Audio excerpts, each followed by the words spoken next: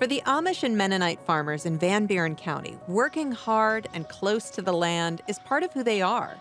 Making a living on a small farm can be difficult, and the Musser family dreamed of doing something different. They thought if they could make a cheese that people truly enjoy, they could place a higher value on their neighbor's milk and support local family-owned dairy farms. Now, Milton Creamery is delighting cheese lovers all over the country with Prairie Breeze, an aged white cheddar-style cheese. Making cheese begins with milk. It takes approximately 10 pounds of milk to make 1 pound of cheese.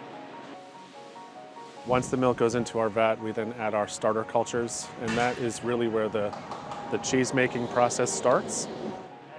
We then add a very unique, unusual concoction of adjunct cultures, and that's what makes our Prairie Breeze so special, is the individual cultures that we put in it.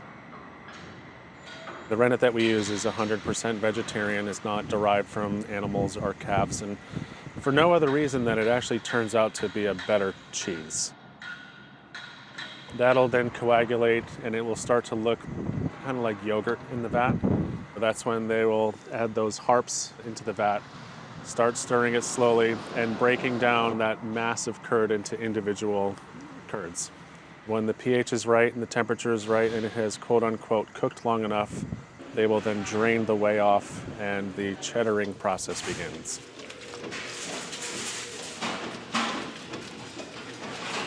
When you ask somebody, what does it mean to actually make a cheddar? It does refer to the recipe to some extent, but cheddaring actually refers to that stacking of the loaves of curds that you saw, where the cheesemakers were actually taking those slabs of curds and layering them on top of one another, back and forth. That is the verb cheddar.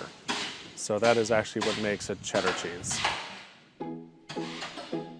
Prairie Breeze is handcrafted at every step. The cut curds are hand-salted and raked. Then they're hand-packed into hoops for pressing.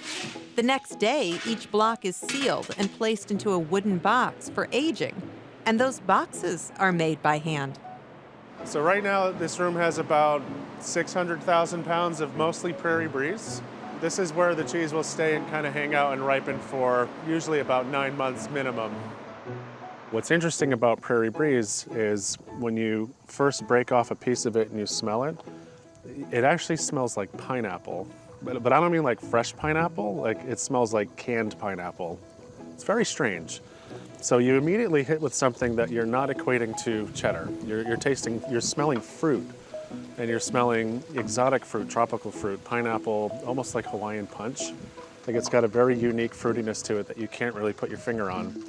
And then when you taste it, it embodies a little bit of what everyone likes about all cheeses. It is creamy, it is crunchy, it's a little sweet, it's nutty, it's a little salty, it's fruity. You really can't go wrong with it.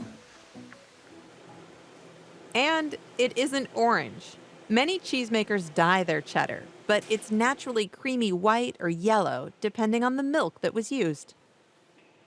You can always look at cheese in the aging room and know when it was made. If it was made, early spring when that grass is just coming out and the animals are grazing on it, or during the winter when they're eating more of the dry feed and dried grass, the color will change pretty dramatically. So winter milk tends to be a little bit whiter, and summer milk tends to be a little bit more yellow. I mean, there's something to be said about the Prairie Breeze that you have. This is agriculture land, and we have people and families that have been here for generations that just know how to produce really high quality milk.